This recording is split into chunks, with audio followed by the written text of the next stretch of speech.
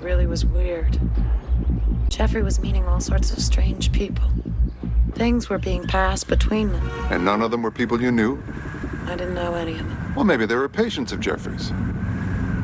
Oh, no, Matthew. I know they weren't. Okay. Well, Kibner will be able to explain something. I don't need a psychiatrist. Just forget that he's a psychiatrist. Just think of him as a very intelligent man, which is what he is. It's a book party. He's a celebrity. He's very famous, and you will really like him if you just forget that you think he's a psychiatrist. I don't know. Matthew, I've lived in this city all my life. But somehow today I felt everything had changed. People were different. Not just Jeffrey, but everybody. Yesterday it all seemed normal. Today everything seemed the same, but it wasn't. It was a nightmare. It really became frightening. It was like the whole city had changed overnight.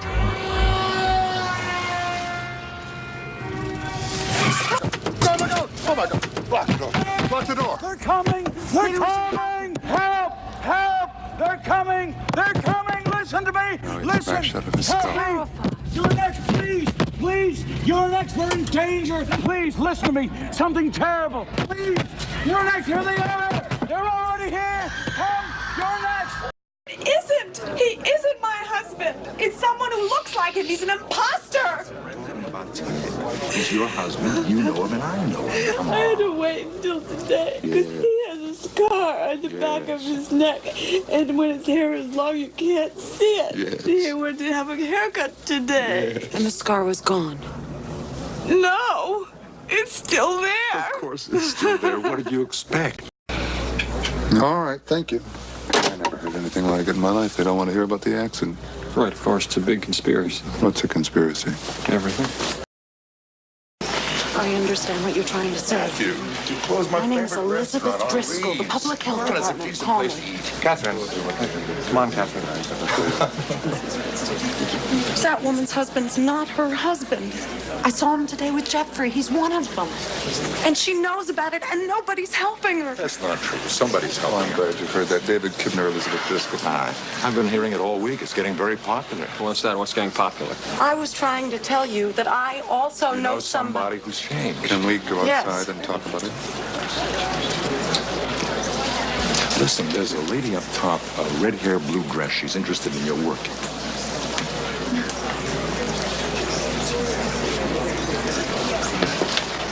I've heard the same story this week from 6 patients.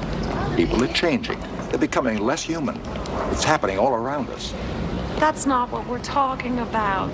This has nothing to do with the man that I live with.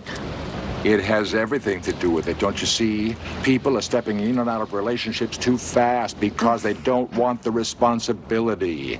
That's why marriages are going to hell. The whole family unit is shot to hell. David, you're not listening to what she's saying. Matthew, please stay out of this. You see, that's the point. I'm listening to you, but he doesn't think I am. Why? Because he doesn't expect me to bother enough or to care. Belichick, I'm telling you for the last time, I want you to stop. I want you to stand still, be quiet, and shut up. Jack. Why? How did you feel about what I just did? Why? Why the stories and not? How did you feel? You were probably shocked. You wanted to shut your feelings off, withdraw, maybe make believe that it wasn't happening because then you don't have to deal with it. I want to deal with that poor woman in the bookstore. Why?